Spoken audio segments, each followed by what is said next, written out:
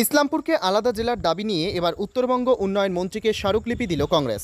উত্তরবঙ্গের আলিপুরদুয়ার ও কালিম্পং আলাদা জেলা ঘোষণা করার পরে এবারে ইসলামপুরকে আলাদা জেলা করার দাবি নিয়ে আন্দোলনের কৌশল শুরু করল কংগ্রেসের ইসলামপুর জেলা নির্মাণ কমিটি।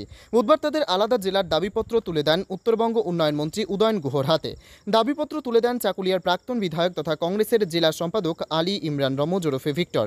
সময়ের সাথে সাথে শহর বাড়লেও বাড়েনি পরিকাঠামোগত উন্নয়ন, শিক্ষা, সংস্কৃতি সব দিক থেকেই পিছিয়ে রয়েছে উত্তর দিনাজপুরের ইসলামপুর শহরটি। তাদের যাবতীয় কাজ করতে ভরসা করতে হয় রায়গঞ্জের ওপর। তাই মানুষের সুবিধার্থে ইসলামপুরের সামগ্রিক উন্নয়নের স্বার্থে ইসলামপুরকে আলাদা জেলা করার দাবি জানালেন ভারতের জাতীয় কংগ্রেস। এদিন ইসলামপুর জেলা নির্মাণ কমিটির এক প্রতিনিধি দল শিলিগুড়ি উত্তরকন্যায় উপস্থিত হয়ে তাদের দাবিপত্র তুলে দেন। এদিন সংগঠনের পক্ষ থেকে আলী ইমরান রমজ তথা ভিক্টর জানান, উন্নয়নের নিরিখে ইসলামপুর আজও বঞ্চিত। নেই কোনো শিক্ষা প্রতিষ্ঠান, একটি কলেজ রয়েছে, তাতেও প্রায় 18,000 ছাত্রছাত্রী পড়াশোনা করে, যা ভারতবর্ষে নজির। সেই কারণে তারা আলাদা রাজ্যের দাবি জানিয়েছেন। আগামীতে দাবি আদায়ে আরও একাধিক কৌশলগত আন্দোলন গড়ে তোলার কথা জানান ভিক্টর। এই জবাবটা হাইকোর্টে ওনারা সরকারের পক্ষ থেকে দেওয়া আছে, সেটা আমি উল্লেখ করে মেনে নিয়েছি। এবং 2011 সালে যখন মুখ্যমন্ত্রী আসেন, তো ইসলামপুর কোর্ট ময়দানে উনি নিজের সবার মধ্যে এই প্রসঙ্গটা তুলেছিলেন এবং ইসলামপুর এর বঞ্চনার কথা বলে উনি বলেছিলেন, যদি আমি সরকারে আসি তার জেলা মর্যাদা দেওয়া হবে, এটা আমার সরকার।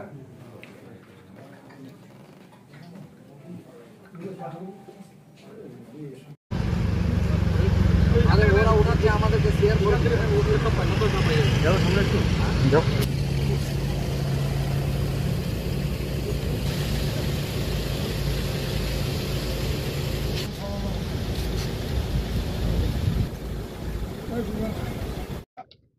উত্তর দিনাজপুর কংগ্রেসের জেলা কমিটির পক্ষ থেকে ইসলামপুর জেলা নির্মাণ কমিটির আমরা 23শে মার্চ গঠন করেছিলাম।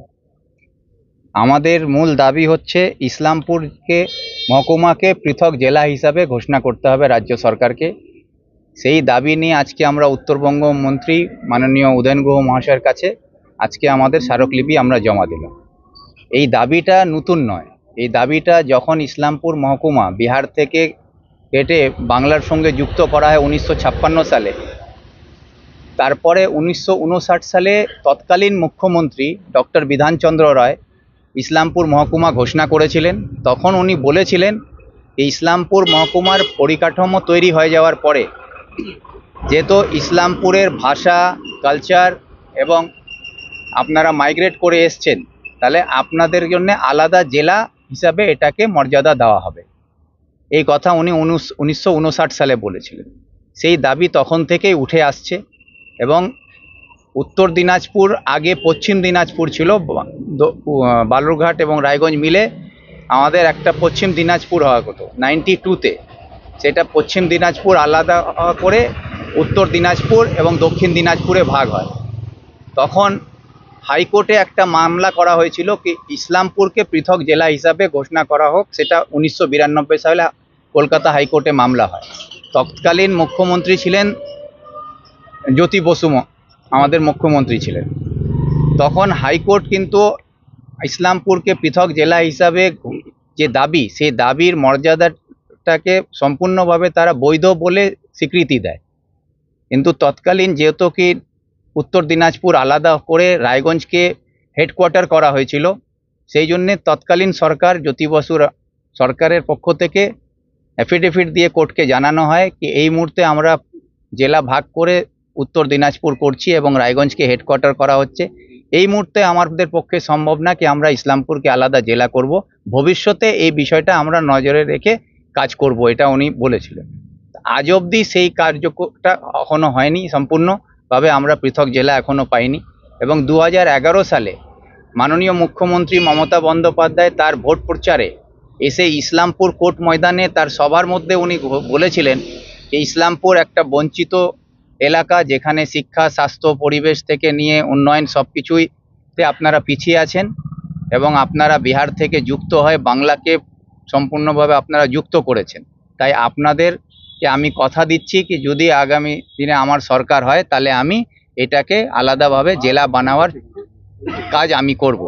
সেই কথা আজ অবধি উনি চেষ্টা করেননি, বিভিন্ন জেলা উনি তৈরি করেছেন। আমাদের এটাই দাবি ইসলামপুর জেলা নির্মাণ কমিটির পক্ষ থেকে যে আমাদের ইসলামপুরকে পৃথক জেলা এবং করণদিঘি ব্লককে থেকে যে আমাদের ইসলামপুরকে পৃথক জেলা এবং করণদিঘি ব্লককে মহকুমা হিসাবে ঘোষণা করা হোক। ইসলামপুর জেলা হলে তো শুধু ইসলামপুর নিয়ে হবে না, সেক্ষেত্রে আপনাদের চিন্তাধারা কি, মানে কোন কোন অঞ্চলগুলো ইসলামপুর জেলা সেটাতে হলে? হচ্ছে পাঁচটা ব্লক আছে, তাতে Chopra block, Islampur block, Goalpokhar block, Chakulia block এবং করণদিঘি ব্লক, এই পাঁচটা ব্লককে নিয়ে ইসলামপুর জেলার দাবি আমরা জানাচ্ছি। তাতেই আমরা বলছি ইসলামপুরকে জেলা ঘোষণা করলে আমরা দাবি হচ্ছে করণদিঘিকে মহকুমা হিসাবে ঘোষণা করা হোক, ইসলামপুর জেলা এবং করণদিঘি মহকুমা।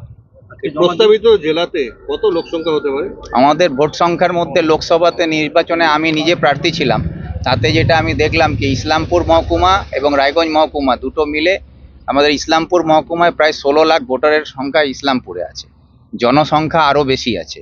এরিয়া ওয়াইজ আমাদের Islampur sub division area wise বড় আছে এবং সবথেকে বড় হচ্ছে এইখানে একটা সূর্যাপুরী এই ভাষার আর একটা আলাদা কালচার, আলাদা আলাদা পরিবেশের মানুষ এখানে আছে। তাদের যে অধিকার থেকে তারা যে বঞ্চিত হচ্ছেন উন্নয়নের ক্ষেত্রে। আজকে ইসলামপুরে একমাত্র একটা কলেজ, সেই কলেজে রেজিস্টার্ড স্টুডেন্টের সংখ্যা হচ্ছে 18,000। এটা হয়তো ভারতবর্ষে অন্য কোনো কলেজে আছে কিনা আমার জানা নেই। একটা কলেজে 18,000 স্টুডেন্ট রেজিস্টার্ড আছে, তাহলে কি পড়াশোনা হবে? আমাদের ওখানে কোনো মেডিকেল কলেজ নেই, স্বাস্থ্য পরিষেবার নামে আমরা নির্ভর হচ্ছি উত্তরবঙ্গ মেডিকেল কলেজের উপরে অথবা বিহারের মেডিকেল কলেজের উপরে কিষানগঞ্জে। তা আমাদের স্বাস্থ্য পরিষেবা পাচ্ছি না, আমরা শিক্ষার দিক থেকে আমাদেরকে পিছিয়ে থাকতে হচ্ছে। উন্নয়নের ক্ষেত্রে আমাদের ওখানে যে উন্নয়নের কাজের ক্ষেত্রেও আমরা পিছিয়ে আছি।